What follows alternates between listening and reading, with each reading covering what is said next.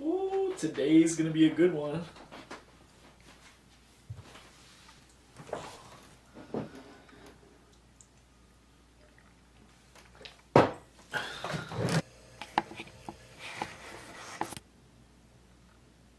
Nah, I'm not gonna shave. What's up, everybody? Today I'm gonna be talking about my worst injury ever, which was my pec tear. I tore my pec major in April of 2019, and then in May, 2 weeks after the injury, I had surgery to reattach my pec. You can actually still see my scar from the surgery, like scrunching my face. It goes right in between my pec and my shoulder here. It's pretty faint, it healed really well, but it's still there a little bit. This video is very important to me just because I was very diligent about my recovery.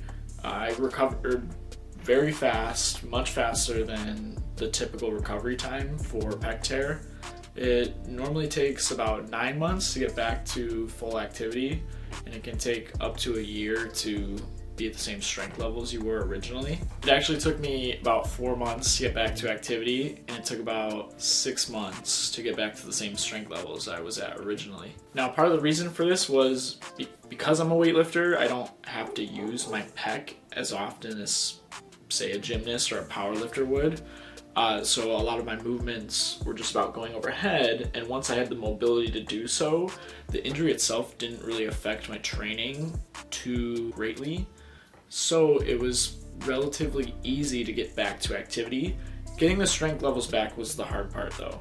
I had to do a lot of unorthodox exercises just to rebuild that strength and go even beyond where I was originally. So in this video, I'm going to talk about my background. I'm going to talk about the timeline for my recovery, and I'm going to talk about basically the exercises I used and what I did differently from, say, other people dealing with a pec tear, and how I use that to my advantage to recover much faster than someone normally would. I'm going to leave time skips down below in case you want to skip ahead to maybe just the exercises I used to help with the injury. I'm sure not everyone watching this is going to deal with a pec tear or has before, but my information is still valuable no matter what injury you have, just because I will talk about the commitment and dedication it takes to recover quickly from whatever injury you're dealing with. So let's talk about my background in case you don't know me very well and you're just watching these videos. I didn't do any sports, any physical activity until I was about 14 years old when I started gymnastics in high school. So I did gymnastics for 4 years, didn't do any other sports. When I graduated high school, I was like, shit, I don't know what else to do. So I went to Illinois State University. They didn't have a gymnastics team, so I had to find something else to do. So that summer between high school and college, I picked up CrossFit. So I did CrossFit for about 1.5 to 2 years, and then I got really interested in the weightlifting portion of it. So I got a weightlifting coach, and I did weightlifting. I've been doing weightlifting for about the last 4 years. So my athletic background isn't super extended, but during these 10 years of being active, I've been very dedicated to what I've been doing. In addition to that, I want to mention that when I was a gymnast, I had very strong pecs just because of the amount of push-ups we had to do and the different strength skills we did for our events, especially rings, which was my main event. So when I switched over to weightlifting, I lost a lot of the strength I had in my pecs specifically. The rest of my upper body maintained it very well, and my shoulders are significantly stronger than they were when I was a gymnast, but my pecs definitely weakened. So I was very susceptible to injury going back to gymnastics and doing those gymnastic skills. So as you can see from the intro, I tore my pec doing an iron cross. I had not done an iron cross for about 4 years. I kept doing them for a year after I graduated. Anytime I saw rings or I was back in the gym, I would do an iron cross without warming up. And then about another year after that, I kind of lost the skill just because I lost that specific strength. So I stopped doing them. I started coaching gymnastics at my old high school last year, 2019, and I was on the rings doing some stuff just in between coaching kids. One of them asked me to do an iron cross. Actually, a couple of them asked me to do an iron cross. So I was like, why not? I'll try it. I'll warm up a little bit. So I went on a total gym. If you know what a total gym is, it's basically like a sled on an angle with a pulley system, and you can do iron crosses with it. I went on it, did a couple crosses to warm it up, went on the rings, tried an iron cross, and I was holding it for about a second, and I felt this huge rip go across my shoulder here. And I knew something was wrong right away. It hurt very badly. So I jumped off the rings, was holding onto my arm. Anytime I tried to move my arm, I could feel it throb and vibrate really aggressively, and it was significantly painful. If I didn't move it, it wasn't too bad. So I tried to just leave it. I had one of the kids grab me a pack of ice, and basically the rest of the practice I laid down and iced my pec. I didn't really realize what had happened until that night when I tried researching, what could have happened. And it looked like I had torn my pec. And I was really hoping I wouldn't have to get surgery. I know if I tore my pec minor, I don't think I would have to get surgery. But if you tear your pec major, it's clean off, which is what happened. The tendon tore off of the bone in my arm and snapped back in here. So my pec was just kind of bunched up. And over the next few days, it started bruising. And the bruising went all the way down my arm and my bicep. So people thought I tore my bicep, actually. So the next day, I called my doctor, set up an appointment. They referred me to an orthopedic. So I saw the orthopedic, and he was basically like, dude, you tore your pec. I'm gonna have to do surgery. And that was probably the most painful thing I had to hear. I was kind of in denial about the injury for the next few days. I think 4 days later, I saw the orthopedic. I was extremely unhappy and extremely almost in grief. I don't want to say depressed, but experiencing grief for sure. I felt like any ability for me to continue weightlifting was over. I was already dealing with so many other issues. I had patellar tendinopathy I was dealing with, and I was just recovering from it. And then this happened. So I was just so down on myself and so unhappy because I really wanted to push the weightlifting as far as I could.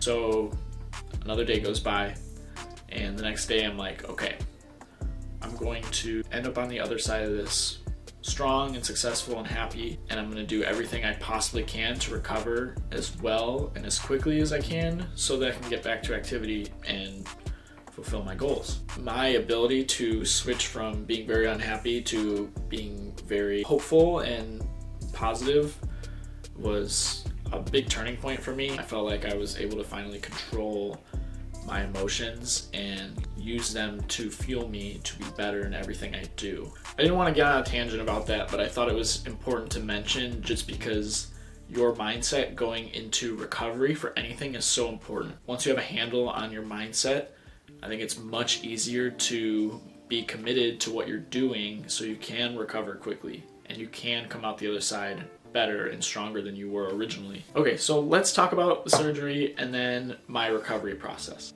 In the surgery, the orthopedic basically sliced up here. He put this plate with holes in it into my bone in my arm. And then he grabbed the tendon, pulled it over, and then threaded it into this plate and basically tied it down to my arm. I was under anesthetic for the surgery. I was out for maybe an hour and a half to 2 hours. When I woke up, wasn't in a ton of pain because I was on drugs, and I could tell my arm was all bloody and I was stitched up, of course. I left. I had to coach at the state meet the next day, which was a little wild. So I tried not to take too many. What did I have? I think I had hydrocodone or whatever it was. I tried to not take too much of it. So I was in pain, but functional enough to coach the state meet, got through it. And now my focus entirely turned onto my recovery and how I'm gonna get back to weightlifting. Started PT a week later, did super minor stuff. My PT would just kind of move my arm, and that was basically it. And then as the weeks went on, we would do more flexibility and mobility work. So I didn't do much on my own. I did very minor stuff during that time. You can see here too, I don't know if you'll be able to see it, but these white marks are the plates that he put into my arm. He drilled those in and then, tied my tendon down. So you can kind of see it from different angles here. But you can see in this one, there's 2 plates there, and then I think this little white dot is something else. I don't really know, to be honest. My recovery for the injury was programmed in 3 6-week intervals. The first 6 weeks, I was supposed to just keep my arm in my sling, not move it at all, except when I went to my PT twice a week, where she would manually move my arm and stretch it out herself just to help regain mobility. The doctor asked me not to do any exercise outside of what I was doing it when I saw my PT. Against my doctor's wishes, I was training legs during this time. So I would go to a global gym and basically just use leg press, leg extension, leg curl machines. And so I'd show up to the gym in this sling, and a bunch of people are looking at me like, what is this guy doing? I did that for about maybe 4 weeks. And then once my arm was getting more mobility, I started adding in other exercises that I could do, not ones where I had to use my arm, but ones where I was a little bit more fearful of putting pressure on my arm, like let's say doing sit-ups or any other ab exercise where my upper body has to move a little bit. So I waited to that 4-week mark and then started adding those in lightly, making sure that there was no pain in my pec and I wasn't moving my upper body too much. When the 6-week mark hit, I was basically allowed to start doing things on my own, not strength work on my own, just mobility stuff on my own. So I could take my sling off, move my arm. I was given these exercises. Let me show you guys. One example of an exercise I had to do while I was at home was I had to just lean over anything and circle my arm. And I couldn't use my arm to actually move it. I had to sway my body enough so the arm would just naturally swing. So I would do circles, and then I'd do swings side to side, and I'd do a bunch of sets of those. During this time too, once I felt comfortable and I didn't have as much pain, I started adding in pulls with a PVC pipe. So I would basically hold the PVC pipe in a snatch grip or a clean grip, and I would deadlift it. And it's a PVC pipe, it's almost no weight, so it didn't affect me at all. But this helped me drill the movement of the snatch and the clean again. Couldn't do any jerks, couldn't go overhead yet. It took about another 6 weeks before I was able to do that. I did, however, start barbell squatting. So what I would do is I would throw my sling over the barbell and I'd hold it with this arm since I didn't have the mobility to really get it up this high yet. So I'd throw my sling over, hold it down low, and then my other arm would just be on the bar normally. So people are still in the gym like, what is this guy doing? And I would barbell squat. And I started light, and I started building the weight, but I had to make sure that my core and upper back were so tight and that I maintained such good position that I didn't have to worry about any pull on my pec at all. In addition to this second 6-week cycle was when my PET started adding weight-bearing exercises within this lower plane. So I couldn't add weight overhead. I couldn't even fully lock on my arm up here yet. So I would do things like being in a push-up position with my arms bent, just so my arm muscles were activated. So I did easy stuff like that. And as the weeks went on, my pec improved and got better and better and better. And during this time, I kept ramping up the leg work, ramping up the pulls. I did hundreds and hundreds of pulls in a week. And I would do them every day just to make sure I was still drilling those positions and not losing my strength in those positions. I was extremely diligent about the work I was doing. Every single day, same time, went and did my exercises. At the end of the week, I would go home, write a program for myself for the next week, and continue building on what I was doing every single day with the pulls, with the leg work, with the core work, and then making sure to factor in my PT. And once I was done with the early stages of PT, I made sure to start adding in my own upper body work and being diligent about that. So that brings me to a huge tip I have for you. Write everything down. Write down the exercise you do, write down pain levels. Make sure you are tracking everything. If you track everything, you can use that information for later if you re-injure yourself or if you deal with a separate injury. But you being able to track things helps you progressively overload your body so that you are improving and getting back to your original strength level. Unfortunately, I did write everything down, but I don't still have the stuff I wrote down, so I can't even access it now, which was my mistake. And so that's why I recommend you guys write stuff down, save it somewhere, make sure you still have it for later. About week 10 is when my pain was completely gone. I would still feel pain when I did exercises that involved my pec muscle. Overall, week 10 is when pain was gone in any range of motion I put my arm in, as long as there wasn't weight against it. Putting weight against my arm overhead was fine too. Just when I was in this forward plane here is when I would feel pain. I started to snatch and clean and jerk, doing the full lift with just the PVC pipe. So again, like, I didn't have pain at week 10. By then, it was totally fine for me to go overhead with the snatch or with the jerk, as long as I wasn't being too aggressive with the movements and wasn't putting weight onto it. So I just used the PVC pipe to do that and did it for a couple weeks. And as we entered the third 6-week cycle is when I started actually adding weight to the snatches, cleans, and jerks. I was starting to get a little restless during this time, and I felt like I needed to set my eyes on some sort of goal. So I signed up for a weightlifting meet in October, late October. My goal was to lift more weight than I had at any other competition and qualify for the American Open Finals. Pretty lofty goal for someone who just tore their pec and had surgery and was going through all this recovery and couldn't lift the same weights as before. But I knew if I set this goal that I would attack recovery a little bit better, and I would at least be able to get to full strength sooner than I had originally planned.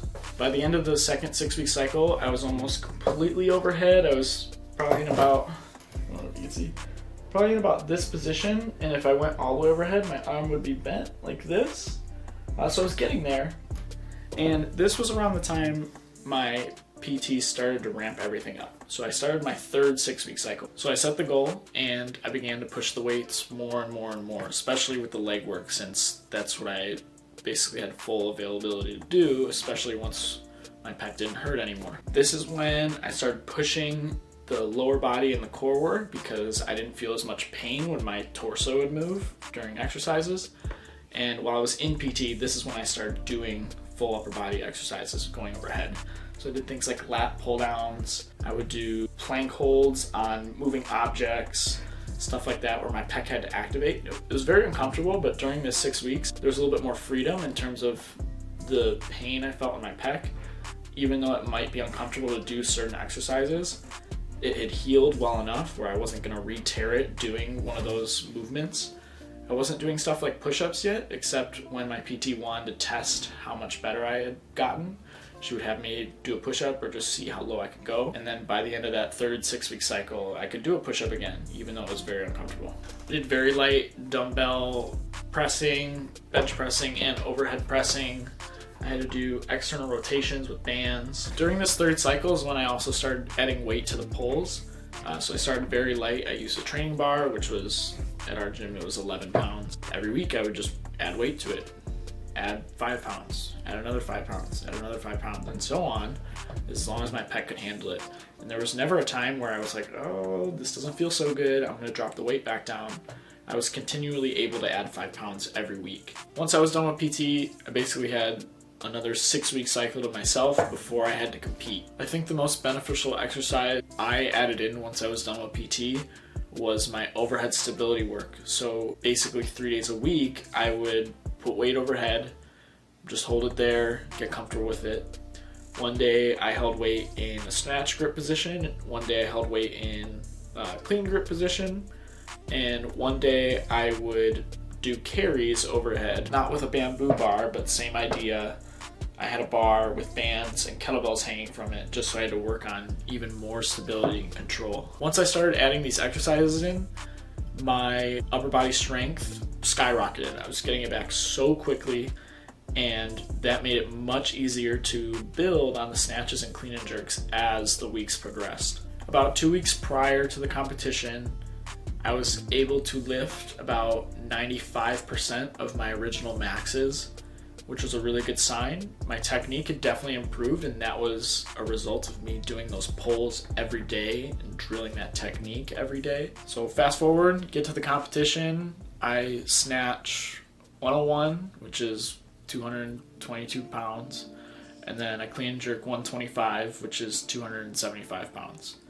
A couple kilos over my best competition total, not enough to qualify me for the American Open Finals. Didn't matter, I was incredibly satisfied with the progress I had made and incredibly satisfied with getting competition PRs after everything I had been through.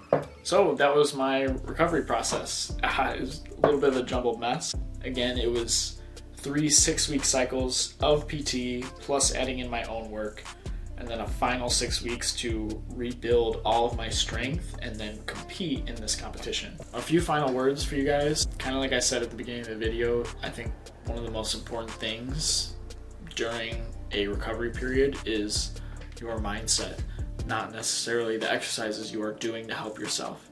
If you are positive and you know you'll come out the other side better and stronger, then you will be fine. That belief alone will carry you through the exercises, and it will carry you through your decision to complete them as well. Obviously, you have to put in the work, but what I'm saying is that belief and intention are exactly what's going to drive you to stay committed and stay consistent.